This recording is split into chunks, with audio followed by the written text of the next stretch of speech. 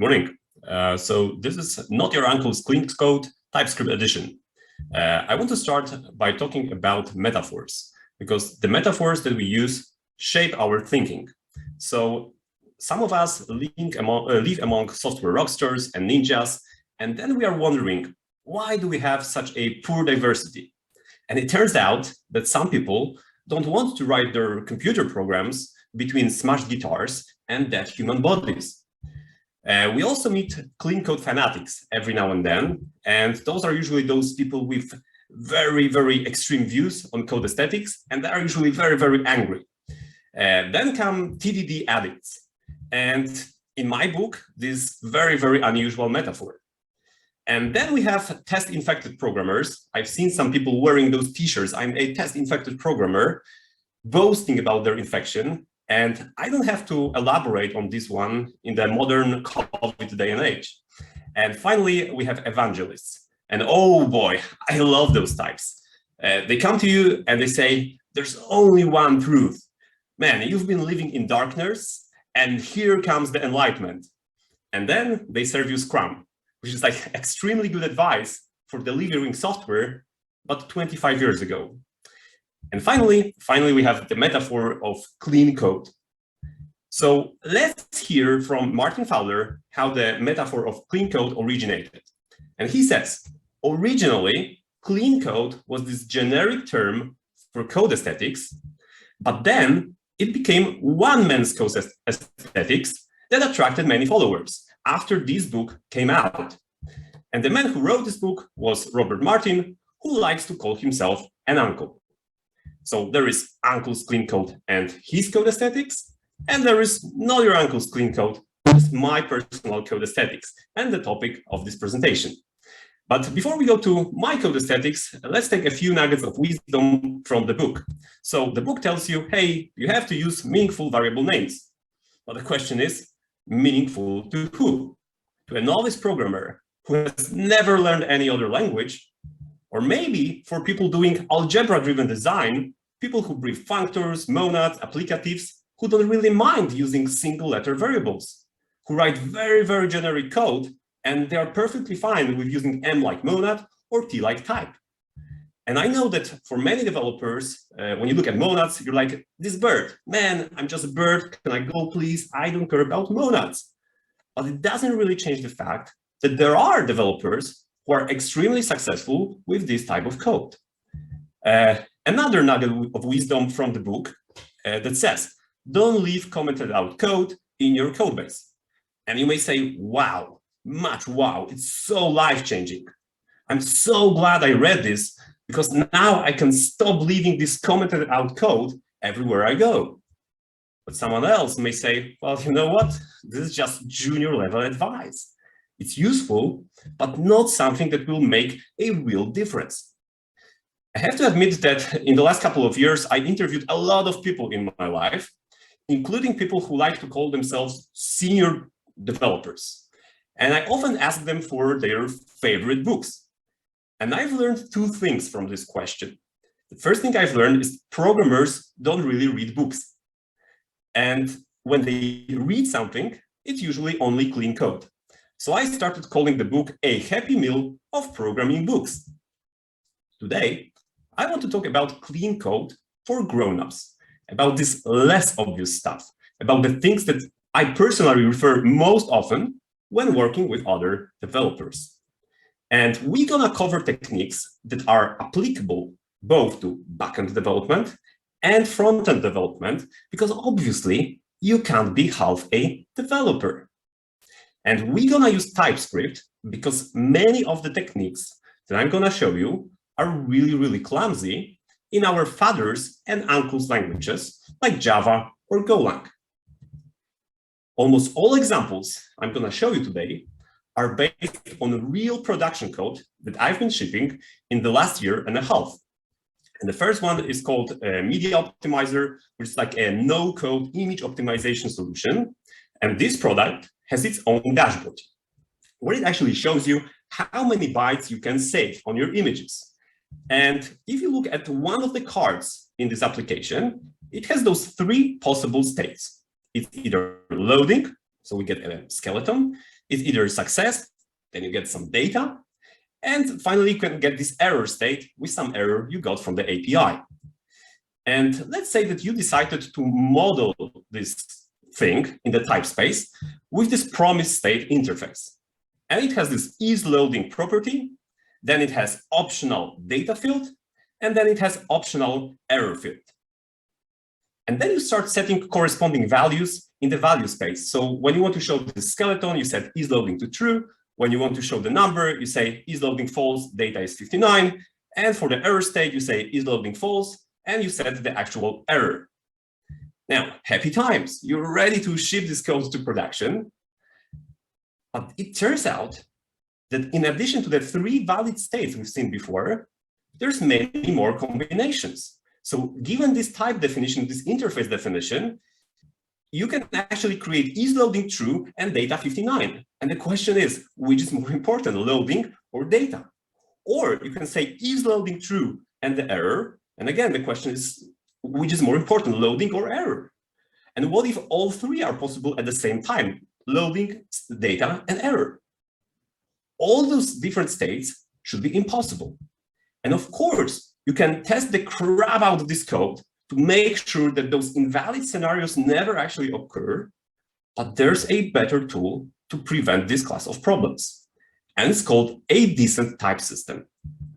A type system that supports so-called discriminated unions or sometimes.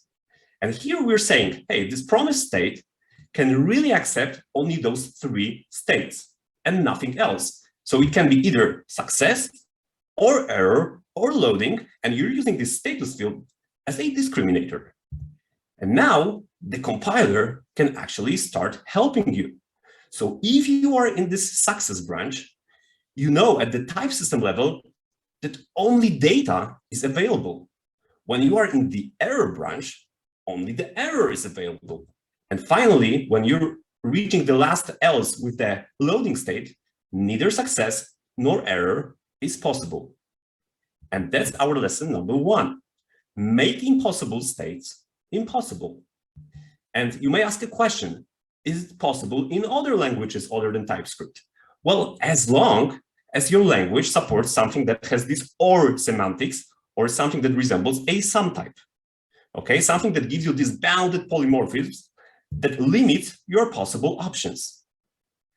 Now, let's take a look at another product that I was working on. This is called a transformation builder.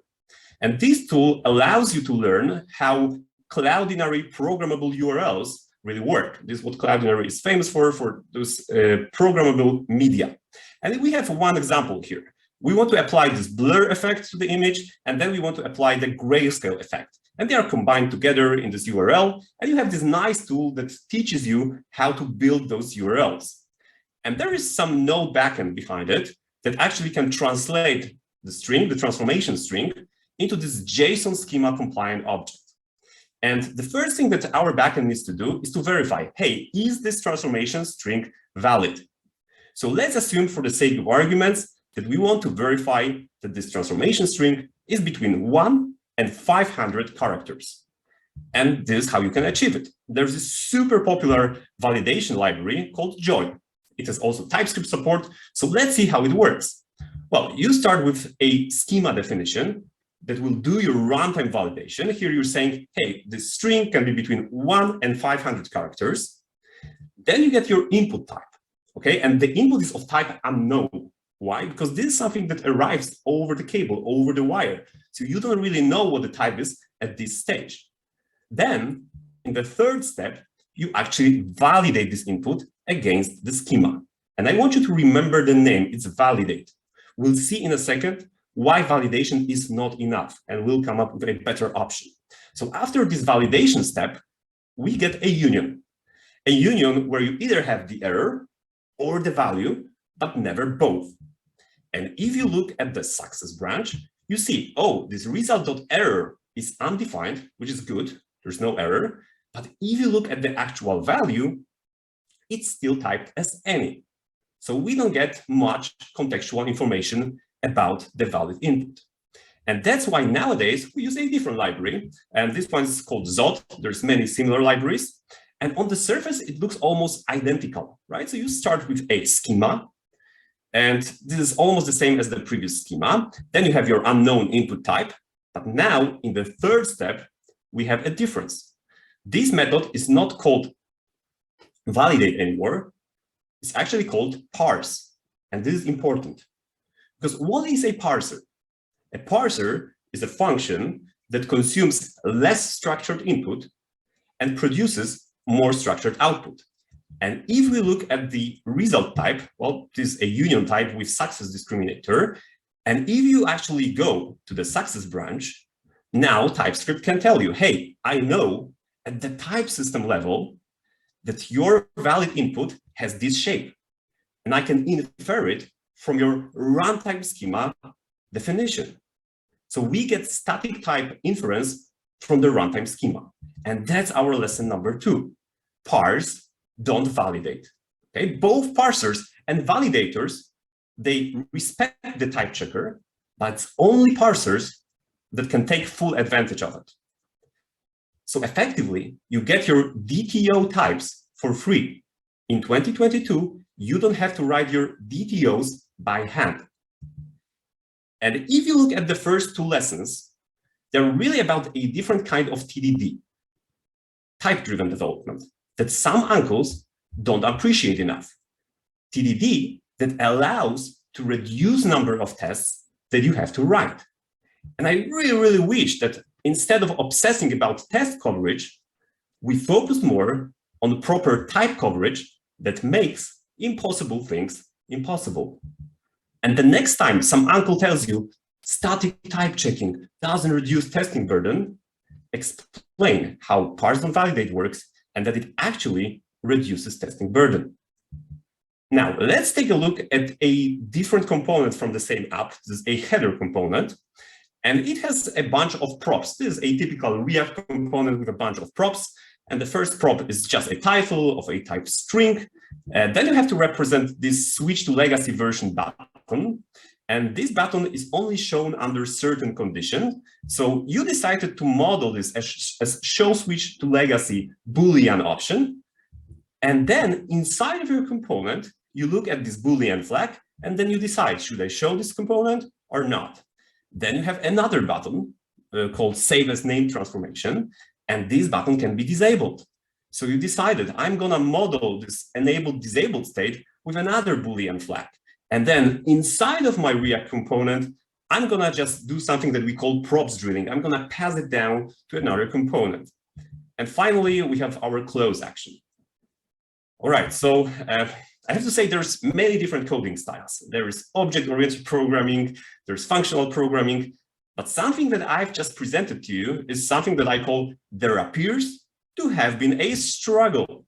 We have this header props definition, and we configure it with million low-level properties, Boolean flags, and then we do this prop drilling down the line. So let's try one more time. So this time the title will be just a React node. So it can work with title that's a string with an icon, text plus icon, basically any combination of nodes. For the switch to legacy button, we're just going to pass this button from the outside. And now we can get rid of all those conditionals inside of our header component, and we just prepare a placeholder where we put the button. Then the next button that we had, again, it can be passed from something that we're going to call a composition route, something a layer or few layers up to avoid the prop drilling. And in our component, it just occupies this slot. So our header is no longer responsible for conditional building of its children. And finally, we have this on close, and it can stay for that. And you may say, man, both versions work. And you'll be right. But I'm going to say both Serena Williams and I can play tennis. But just because you can doesn't mean you should. And the very essence of this dilemma that we're discussing here is, should we do composition or configuration, or should we use slots or props? And I prefer the composition approach. That's much more generic, but yes, it requires some extra boilerplate in something that we call a composition route, where we put things together. The second approach, the configuration approach, Well, it's very, very use case driven, and it's very, very difficult to extend. And that's our lesson number 3. Favor composition over configuration. And I'm not saying never configure, but default to composition. All right, I'm on slide number 68, so we're almost halfway through this presentation, and we haven't seen a single class. And there is a reason for this. I've noticed that classes got out of favor in the front-end, especially React code. But I still see people using classes every now and then when they write their backend code. And I would like to explain why I personally avoid classes for a very long time. So imagine there's a backend that serves you a list of transformations in this kind of UI. And transformations have a bunch of fields, and you need to store them in some database and expose them through the API. So you decided to model something that we call a repository. Okay, there will be an interface for something that will store our data. And we're gonna put it in a domain layer, at least if you're a member of Sławek Sobutka Church, that's when you put it in the domain layer. And then in your infrastructure layer, you provide those two implementations. There's gonna be MySQL-based repository, and there's gonna be in-memory-based repository. And this is one of the of my favorite patterns where I like to create in-memory replacement for every single dependency that I have in the infrastructure layer. So every repository that I have will have in-memory replacement. Every HTTP client will have in-memory replacement. And by default, my whole application starts in this in-memory mode, which means that new people who join the project, they can start working with this code base without Docker and databases and third-party services. I mean, they can use it if they want to, but they don't have to. And it's also like super useful for sub-second testing of your entire app. Let's take a look at the internals of our repository, of the in-memory repository. And I often see people using classes for those. So we have this in-memory transformation repository class. It has this state that's called transformations. And we have two behaviors, create and find all, those two methods. And they are actually using these to bind behavior and state together. Now, in a totally separate file, we're gonna actually iterate over a list of transformations, and we're gonna create them in this repository. And because it's a separate file, we're gonna say that it's at a distance, okay? It's in a separate file at the a distance. And now we see, oh, this thing fails. And now I want you to think for like 4 or 5 seconds, why is it failing? Okay, try to answer this question in your head. Why is this code failing? And I have to say, it's almost impossible to know why this code is failing unless you know how for each is implemented internally. And internally, for each is using apply method and is passing undefined as this reference. And of course, it's possible to fix this with some bind magic, etc. But the important point is, the moment you start using this, there's no local reasoning. And let me explain what local reasoning is. So with local reasoning, you put your eyes just above the function, then you put your eyes just below the function, and it's enough to predict how this function behaves. But because we have these here in this method, well, it's gonna behave differently depending how you call this function. So now you have to find every single invocation of this function and put your eyes there at a distance in a million different files to really predict how the program behaves. And it's actually called action at a distance. And it's an anti-pattern, and it's really, really bad. Fortunately, we can implement the very same repository with so-called thisless classes. So it starts with a constructor that's replaced by just a regular function. All your class methods are just methods in this object literal. And instead of using these, we replace it with closures. So we have create and find all, closing over transformation state. And by the way, you also get this private state without any extra language features. So we don't need to add like private modifiers as we do with classes. You get it for free. So our next lesson could say replace classes with closures or thisless classes, but there's actually a more generic rule here. Favor local reasoning over programming at a distance. And this thisless style of programming that I've just presented is one of many techniques.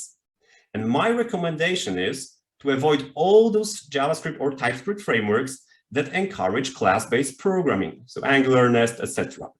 And usually, the same frameworks that use class-based programming model, they usually rely heavily on annotations and decorators and AOP magic. And they essentially make this action AD distance anti-pattern a first-class concept of a framework. So they essentially promote a really bad idea to this first-class concept. Unfortunately, the absurdities of annotations and this style of programming have been nicely unpacked in this presentation about annotations liberate yourself from demons. So I don't have to repeat the same stuff. I just want to make a quick reference to JavaScript. Because in JavaScript, all the good parts were already there 20 plus years ago, when JavaScript was like a little kid back then.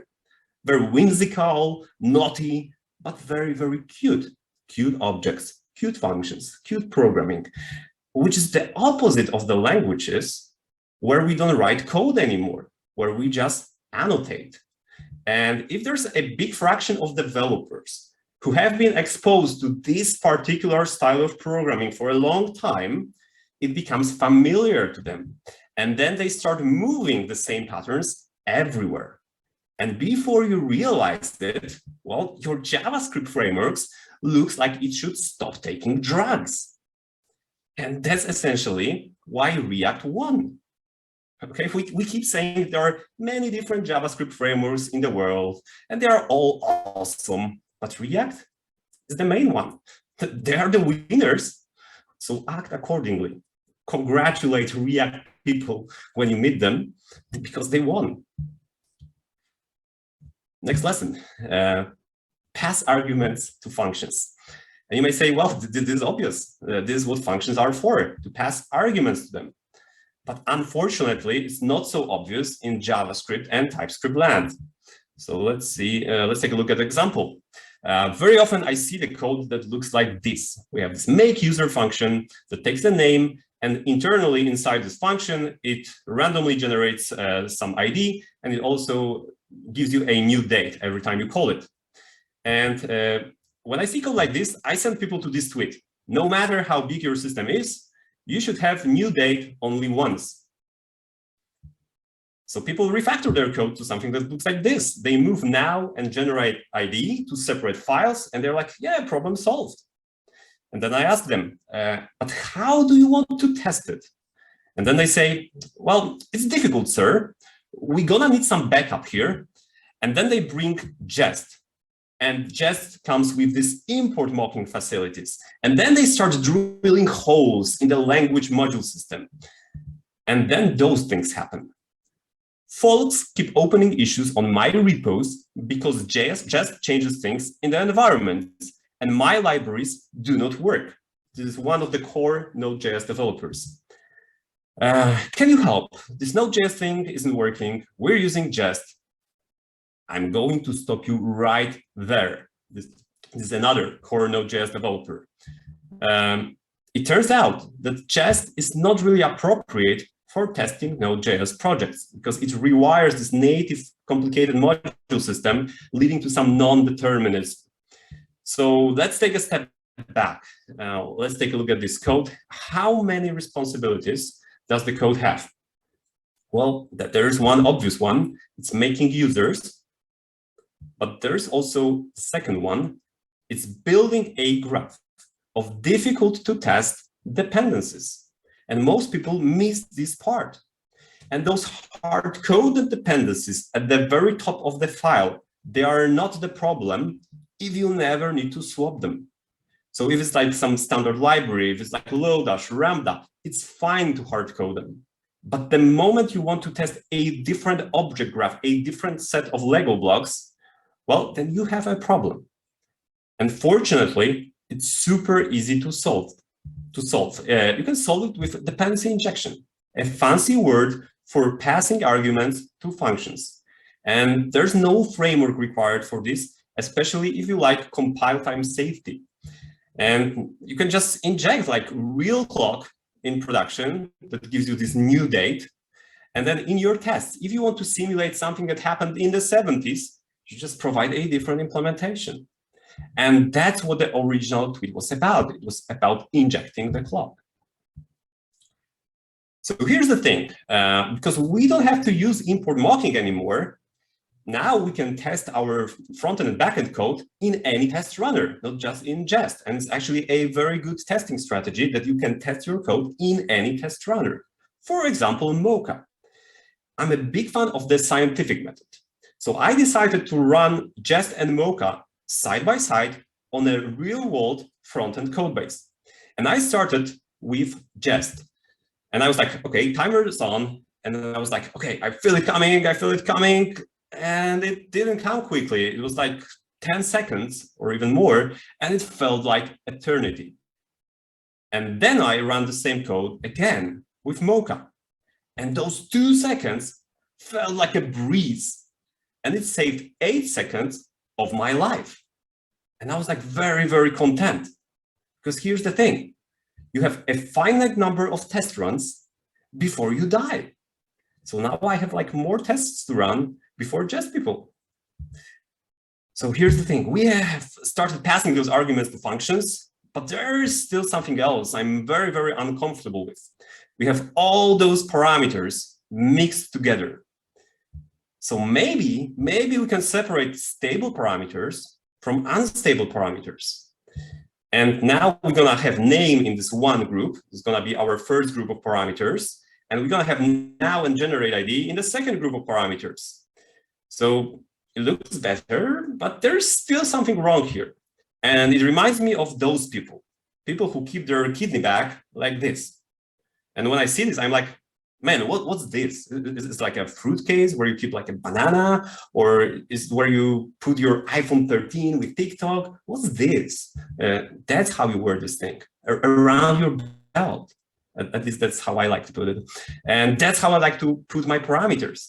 I put stable parameters first. So you can prepare it with those dependencies, date provider, ID provider, and then you can invoke it with different names later. And essentially, this is the same as the class constructor dependencies that are more stable, separate from method parameters that are less stable, just without all the complexity of classes and this. So that's our lesson number 6. Put stable parameters first and less stable parameters second. And when I share those 6 lessons with people, they usually make sense to them. But then they start writing React code, React frontend code, and it looks like they forget about everything, as if it was like a different kind of programming. So imagine that you have this billing dashboard that has those 2 main sections, the overview section and the payment section. And because we want to make it testable, well, we're going to do dependency injection. The main page component will actually accept 2 different clients, fetch overview data and fetch payment data. And you can pass them from the outside to the outermost component.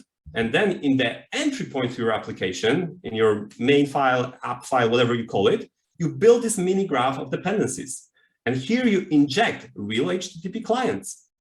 But when you actually want to test, how does my application behave when there's an error? For example, you want to show it to people in Storybook. What you can do? Well, you create this new file for the Storybook with a different set of dependencies. And now you inject a failing HTTP client that's doing promise reject under the hood.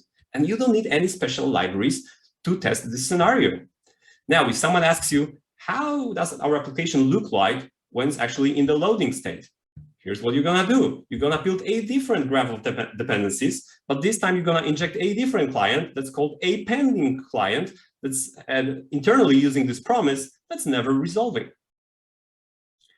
Now, there's still one problem that I'm not happy with. And if you look at any component on this page, any really deep component in the component tree, for example, this card, it looks like this. It has its own properties as any React component, but then it has this second out-of-bound input that's actually in React called a context.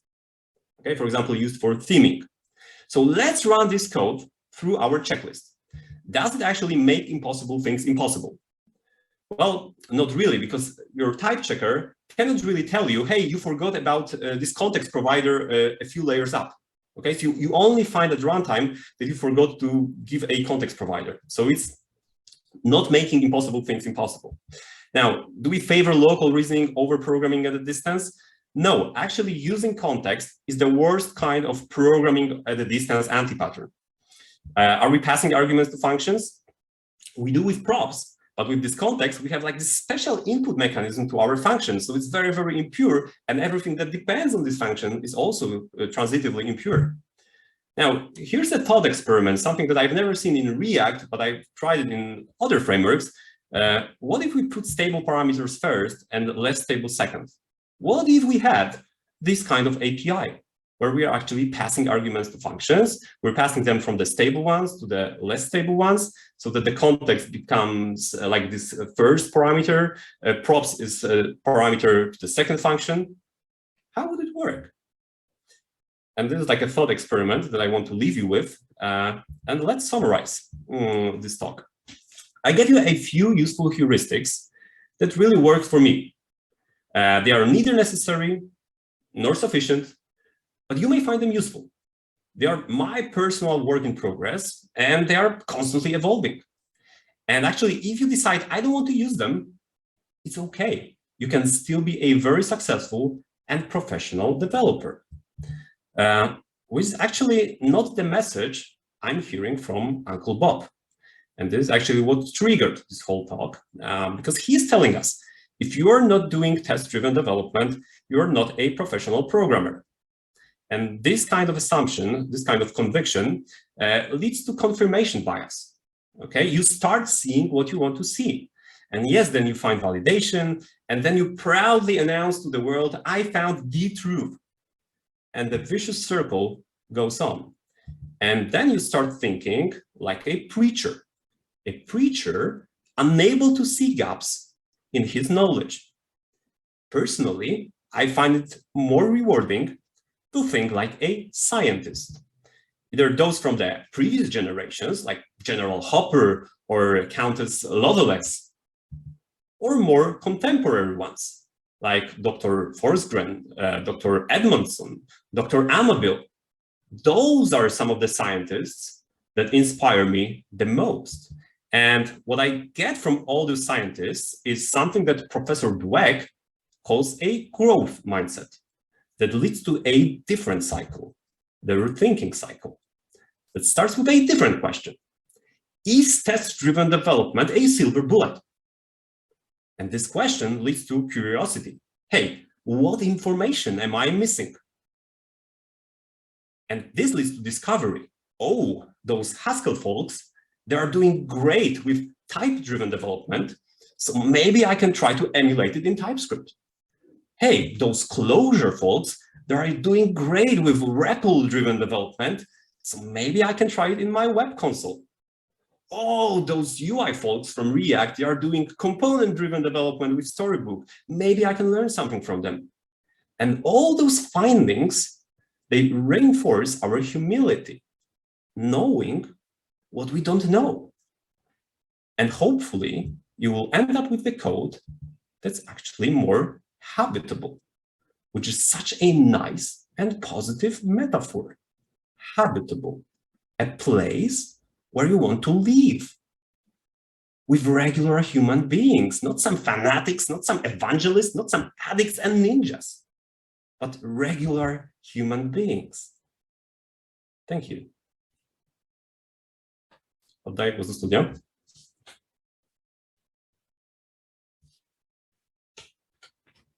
Okay.